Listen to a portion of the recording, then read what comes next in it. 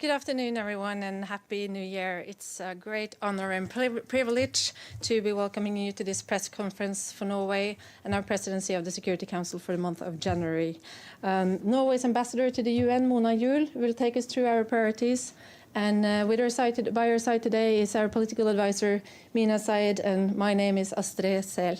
Ambassador, the floor is yours. Thank you so much, Astrid. And to all of you, a really happy new year. Maybe we should even say a happy new, better year. As all of you have tirelessly reported on, we leave behind quite a troublesome 2021. But new year, new opportunities, and we need to remain optimistic. And I can assure you that as President of the Council for the month of January, we will make our utmost to make sure that we progress on global peace and security. Let me also take this opportunity to welcome the new elected members of the Council, Albania, Brazil, Ghana, Gabon, and the UAE. In line with our priorities for our tenure at the Council, which is women, peace and security, protection of civilians, climate and security, and peace and reconciliation, we plan to have two major, what is called in the UN, signature events. Norway is committed to making women, peace and security a top priority during our presidency. We will prioritize participation of women peace builders and human rights defenders. Women are often among the hardest affected by conflict, yet remain marginalized when it comes to political processes and peacemaking. In the Council, we always speak about full and equal and meaningful participation of women. That's why we are extremely concerned about threats, intimidation, and reprisals against women who engage in peace process, including those who brief the Council. So therefore, our first so-called signature event will be looking at to identify concrete ways on how we can address and prevent threats and reprisals against women. The meeting will be chaired by our foreign minister, and it will take place on the 18th of January. And we will also aim to have civil society briefers in all our open meetings. The contribution of civil society to the Council creates an important bridge between what is being discussed in the Council and the impact felt on the ground. The other main event is in the area of protection of civilians. And we will concentrate on the threats to civilians in urban warfare. Today's wars are not fought in the field, but in cities, with huge impact on civilians, in particular on children. So our second signature event will be chaired by our Prime Minister, and we have also invited the President of the ICRC to brief us. And the aim of that meeting will be to move forward on how civilians in conflict in urban areas can be better protected and have their rights respected. Norway have decided that we will elevate the quarterly open debate on the situation in the Middle East to ministerial level this month, and will be chaired by our foreign minister on the 19th of January. In our view, the Israeli-Palestinian conflict deserves more attention. We are actually 30 years after the Madrid conference, And we think it's critical to enhance the Council's focus and the need to find a political solution to this protracted conflict, and to make sure that we avoid further actions that undermine the prospect of a two-state solution. Norway has a long tradition, as you probably all know, of engaging in peace and reconciliation around the world. And in line of that, we plan to arrange what we have called a so-called mini Oslo Forum, Oslo Forum being a yearly mediators retreat in Norway every year. We would like to invite all members of the Council to an informal, closed discussion on how we can do better when it comes to preventive diplomacy and conflict resolution. Among the topics that we aim then to discuss will of course be the situation in Afghanistan. It will be in Colombia, where Norway played quite an important role in bringing about a peace agreement, and where we will also look at what do we need to do better to implement peace agreements being made. We are lucky to have the Secretary General join us for parts of that retreat. As I mentioned initially, climate and security is also a priority for us. And we think it is beyond doubt that climate crisis affects conflicts around the world. So the Security Council, in our view, needs to step up its climate action within its mandate. We will be co-chairing this informal working group on climate and security together with Kenya, and we are really looking forward to that. When it comes to what we in the UN world call products from the Council, among the one thing that we will give priority is to negotiate a resolution which focus on the piracy in the Gulf of Guinea. It is actually 90% of global kidnappings at sea takes place in the Gulf of Guinea, making it the riskiest zone for sailors and seafarers in the world. We will do that together with Ghana and hope we will get a resolution with some concrete measures on how we can avoid and mitigate or prevent further escalation of that, what I would call a disease of piracy. When it comes to the many country situations that are affecting global peace and security, we already have on the schedule mandated meetings on Libya, Syria, and Afghanistan. The last one, our Prime Minister will chair. And of course, we are in close consultation with other Council members, following very closely the situation in Myanmar, in Sudan, in Ethiopia, and the Ukraine, to name a few. Transparency of the Council work is also very important for us.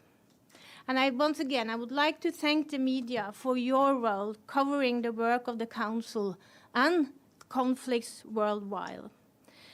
So our aim is to continue to interact with you, the media, civil society, and of course, member states, in order to make sure that the Council's work is reaching out to those who are affected and take an interest in the important work that the Council is doing. It would be a remiss if I didn't say something about the COVID situation. We are watching with great concern the recent spike here in New York City, and of course around the world. So our main priority during the month of January will be the safety and security for all those that are involved in the work of the Council.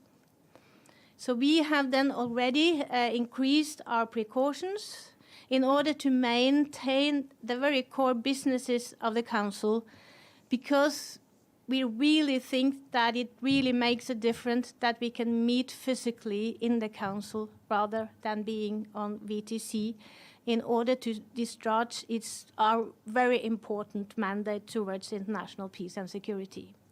But of course, we will continue to monitor the situation closely throughout the month, and any decision on how we conduct our work, we will, of course, consult with other members of the Council.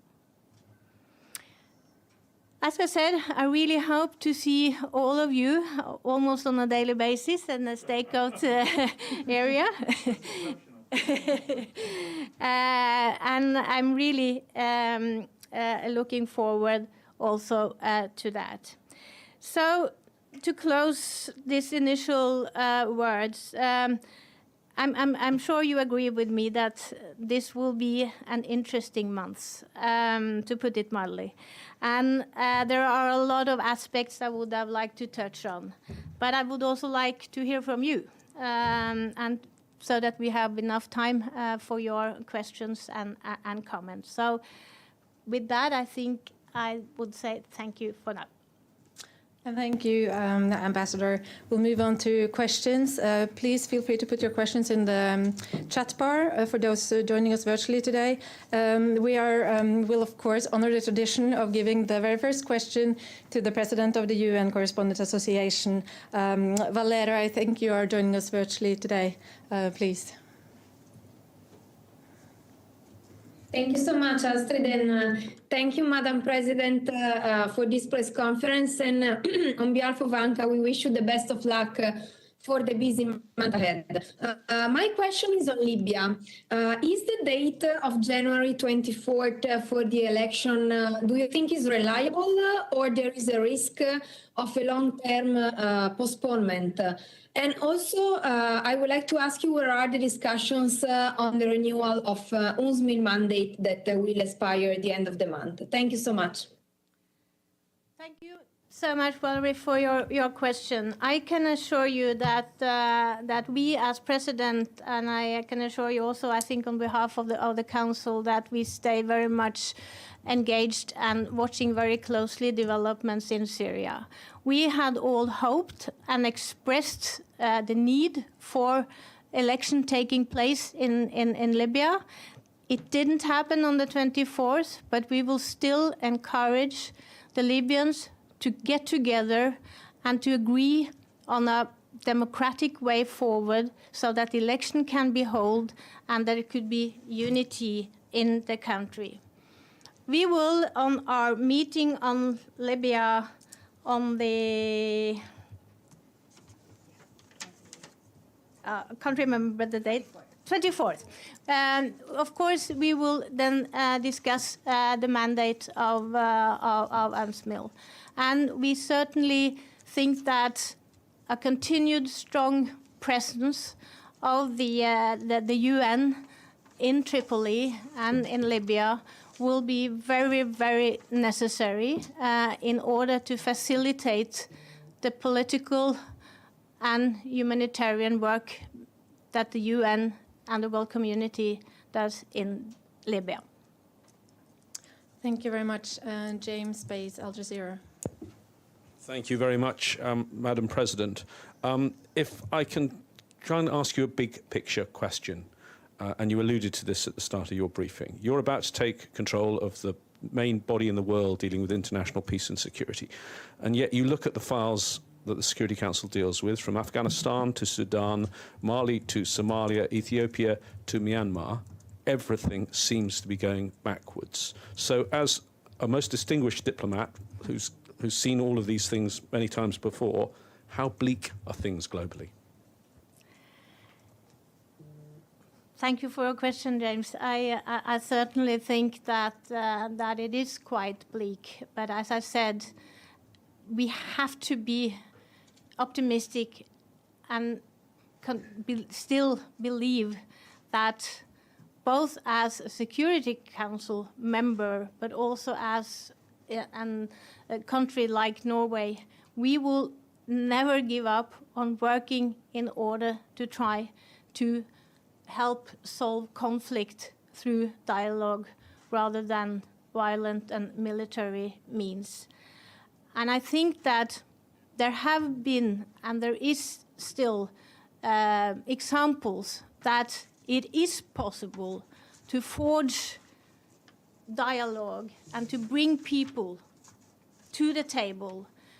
But we know it costs a lot, it requires a lot of resources, and it requires not least a unity in the Security Council in order for also the UN with its special envoys, with its political mission and peacekeeping operations to have a strongest possible mandate to do their job. You don't have that unity. On many issues we have that unity, but you're right, on some we don't. But we will do our utmost to forge that unity. Gentleman at the end there. Thank you. George Baumgarten, correspondent for Jewish newspapers in North America and assorted other media as far afield as Kazakhstan. I don't have any deep substantive questions, Madam President, but do I understand correctly that the usual monthly Israel-Palestine debate will be the one on the 19th? And do I understand that your foreign minister will be here on the 18th and 19th and your prime minister on the 28th? Okay, thank you. Mr. Yeah, Arafat. 25 and... If I could just add, am I correct, the consultations on the 27th, UNRCCA, that's Central Asia, is it not? Yeah. Okay. Mr. Fatih, please. Thank you very much, Madam President. Best wishes for your presidency.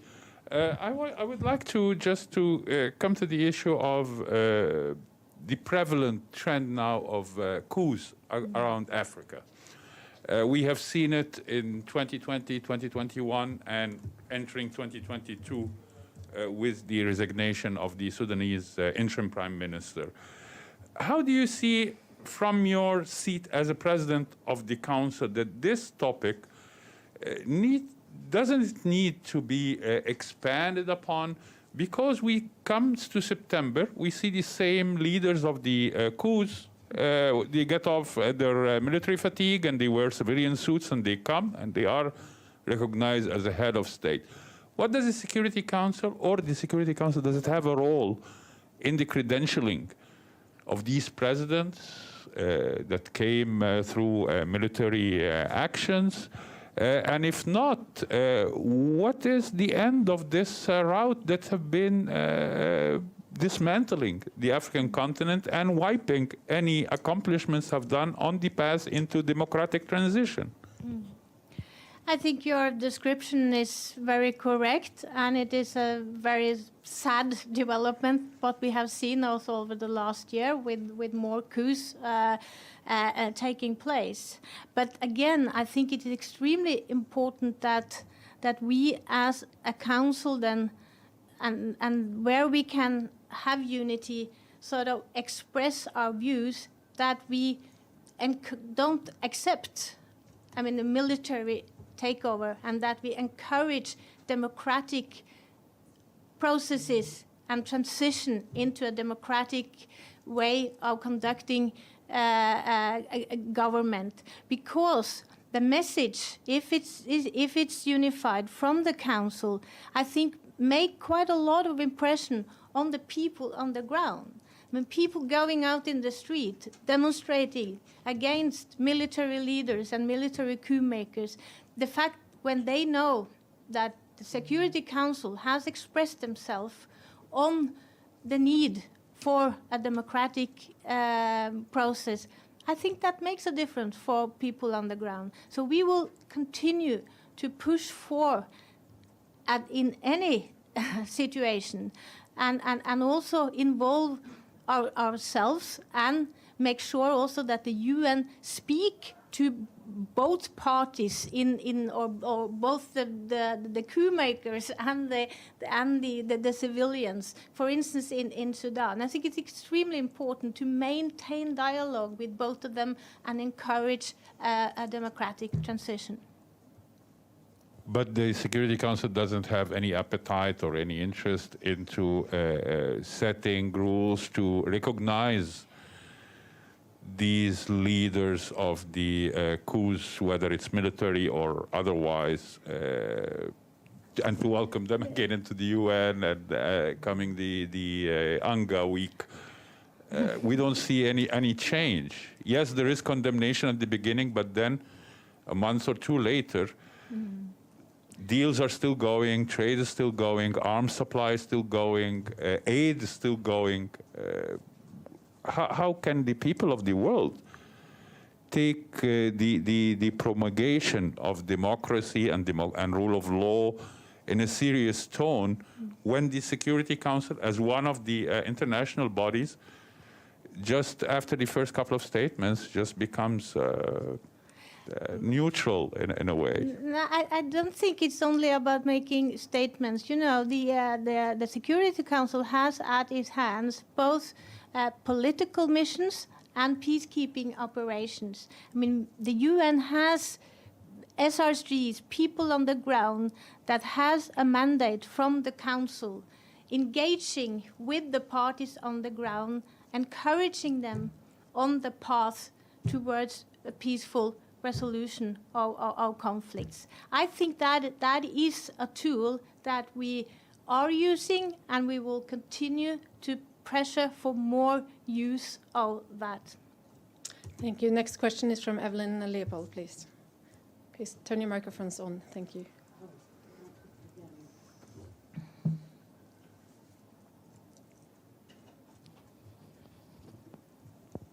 Happy New Year. Happy New Year. Glad to see you here. I've been following you and your family for many years in different parts of the world. I have a question on the two-state solution, and I don't expect that you answer that in 5 seconds. But in general, is this hanging by a thread? Is it totally dead except for wishful thinking? Yeah, sorry, yeah. No, I'm saying, did it die when Oslo was not instituted properly? Yeah, thank you, and you shouldn't get me started on this, because then it will take a long time, I can assure you. But We'll meet you another time. yeah, absolutely. But you're right. It is time is running out, but it's not too late, and there is no alternative in my view. And I think in the views of many others, including my government, that we can only work towards a sustainable two-state solution. And that's why, for instance, that we have now taken this initiative, because we see now that there is an urgency to make sure that both sides are not taking unilateral action that undermines the prospects for peace. And that's why we are constantly calling the parties to make sure that that doesn't happen. And that's why we think the situation now also merits that we elevate our debate, the monthly debate in the Council, to make more focus on the fact that we need to concentrate more on the Israeli-Palestinian conflict, because with the situation in the whole Middle East region, the Israeli-Palestinian conflict has become sort of a little on the sidelines, I dare say, and I don't think that the people of Israel and the people of Palestine, they don't deserve that. They both deserve that we continue to work for a peaceful resolution and the two-state solution. Thank you. Thank you, Madam Ambassador. Stefano Vaccara, La Voce di New York, and Happy New Year to you. It's a follow-up to the first two questions. The first one, you're going to be the president, you are the president of the Security Council in the month of January 2022. And US officials have predicted a few days ago that Russia might launch an attack to Ukraine this month. They actually say like the second half of January. As a president of the Security Council, if some event like this happens, what you will do? And the follow-up on the first question of Valeria was, there is a risk for this election. So in your national capacity, do you think election in Libya now, I mean, in few days, is a risk or an opportunity? Thank you. And on the first one of Ukraine, I think it's too early to say what we will do if your reading of the situation develops the way you described it. But what I can assure you is that we are ready to deal with any situation that might arise, and we are following very closely what is happening. I think like what happened in 2014 when with the Crimea, I think the Council stood up and sort of acted on the situation in a quite I have to say comprehensive way, with enormous amount of meetings, statements, and we're really sort of reacting to the situation. So I'm in no doubt that the Council will be ready to act if that happens. Of course, we hope and pray that it won't happen, and we are, of course, like I'm sure all of you are, encouraged also now by talks going on and further schedule between the US and Russia on this issue. On Libyan election, we took note of the fact that it didn't happen on the 24th of December. That was not a surprise, actually, because I don't think that not all the pieces in the puzzles were there in order for those elections to take place. But we will continue to urge and to tell the parties that in Libya that there is no alternative. They need to get together and have the work done and do the work that is necessary for elections to take place. When that will be, it's difficult to tell. But our impression, also talking to the UN people on the ground, is that work is going on, and with the support from the Council, I think we should continue to work for an election in Libya when the time is ripe for it. Thank you, Madam Ambassador. What kind of expectations does the Council have for the elections in Libya, while since 2015 we have the same players and the same disruptors? It's a kind of déjà vu every other year. What expectations do you have this time? I mean, they have themselves expressed a wish. The people of Libya want to have election. And you are right that the leaders haven't been able to get together and find a way to move forward on that. But as I said, that's the only way forward. I mean, we need to make sure that process towards having election and a democratic development in Libya continues. That's the only way. Yes. I'm sorry, I have to say something too. As a follow-up, because I think that you diplomats are here in this institution, you have to look at history. I'm Italian, and I know in Italy there was a civil war. Italy was divided in 1944-45, fascists on the north, in the south, the Allies. No election in 1945. Was it being possible to hold election in Italy in 1945? That's what is Libya at the moment. It's like Italy in 1945. So my question is, why this, what is acting why in this institution is keeping say like in Libya it's possible to hold election in this moment with people armed, ready to shoot if they don't win?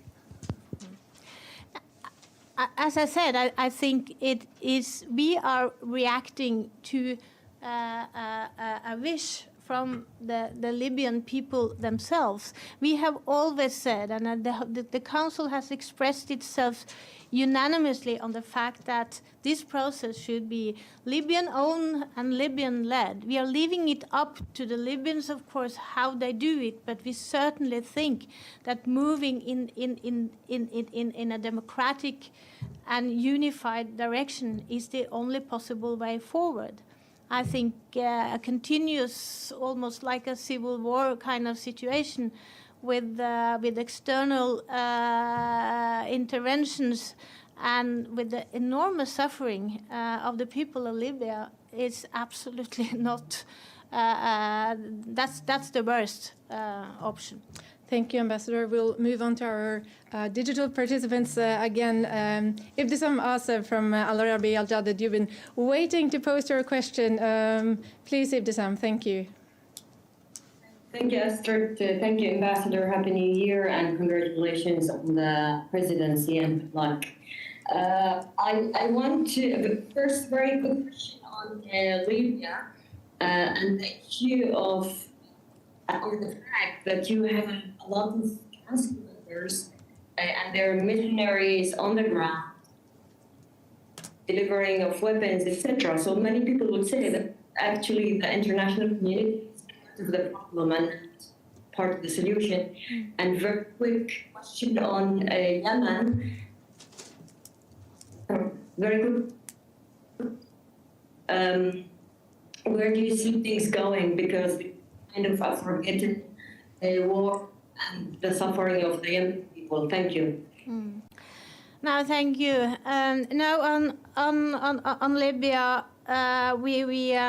we certainly see, and I just said it, that the foreign intervention and the presence of mercenaries in Libya is a huge problem, and we have encouraged in every single statement, in every single way of trying to have the Council express itself on the situation, that we encourage and demand that foreign mercenaries and foreign forces withdraw from Libya.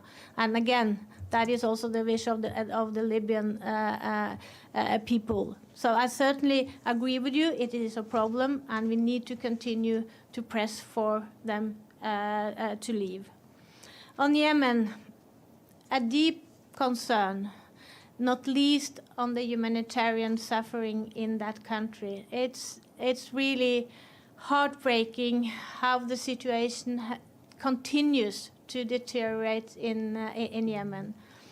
Again, we are trying to encourage and give as much support both on the humanitarian side through, of course, the different UN organizations working there. Norway is a humanitarian actor to a great extent in Yemen, and also follow up on a political track now with the new special envoy Hans Grunberg, who is working tirelessly now to try to push also the political process forward. It's challenging, but again, there is no alternative to give up. We need to put pressures on the parties internally in Yemen, but also on external partners also interfering in Yemen to make sure that we can also have an internal reconciliation process in Yemen, and a way could be found forward. Thank you, Ambassador. The next question is from Abdul Hamid. Please. Thank you, Madam Ambassador. Happy New Year and best of luck for your presidency of the Security Council in January. My name is Abdul Hamid Sayami from Daily Al-Quds Al-Arab. And I want to follow up on your remarks when you mentioned that we should find a solution to the Arab-Israeli conflict as if it's missing, and we should look for it. and you know there is a solution, and it has not been implemented.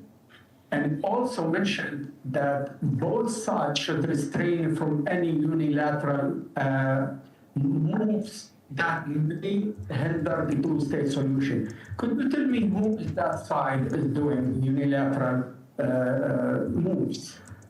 Who is building a settlement? Who is confiscating land? Who is destroying Palestinian homes? Who is putting Gaza under siege? Why you put the two sides as if they are equal? Who is occupying who? So when we talk about Palestinians, shouldn't we be fair at least classifying who is in aggression and in violation of international law and who is the victim of that? Thank you very much. Our position when it comes to Israeli unilateral actions on settlements, on evictions, on the way Palestinians are treated in the occupied territories are very, very clear and in line with the Security Council resolutions when it comes to that. So obviously, there is no way that other than that we call on Israel to refrain from those unilateral actions. At the same time, of course, it takes I was about to say two to tango.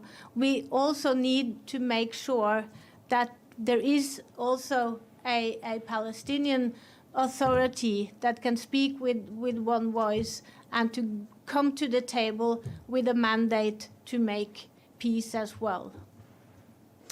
Thank you very much. The next question is from Efrem Ghosaifi from Arab News, please.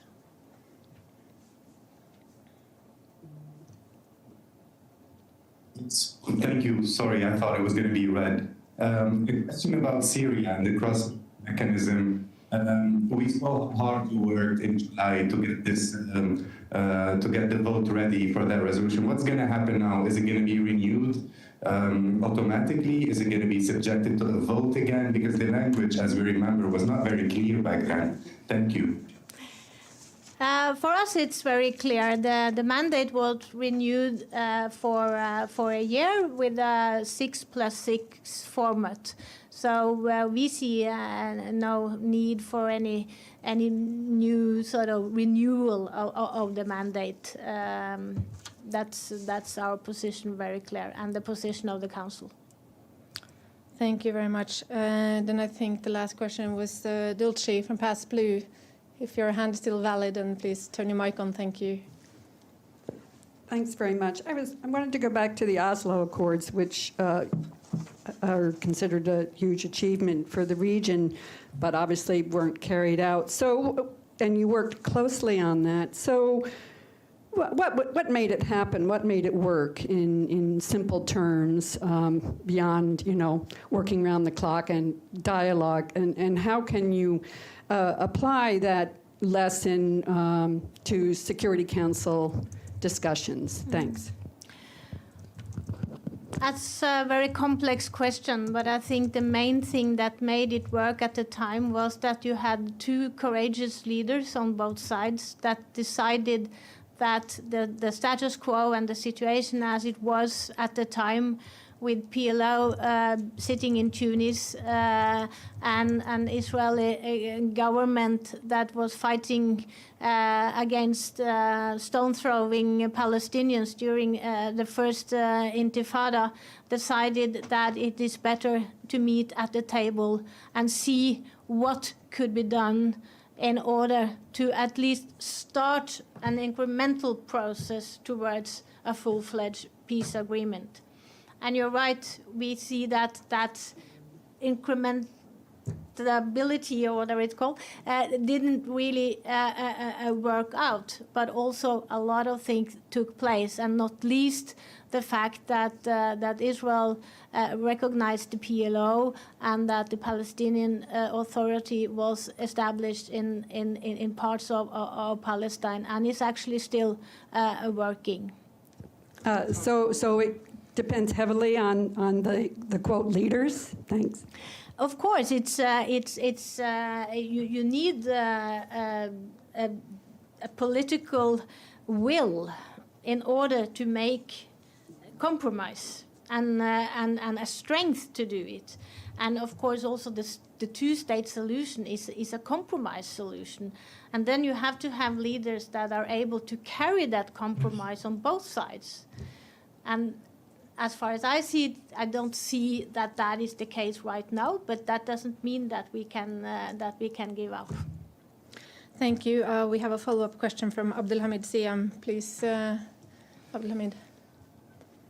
Thank you again.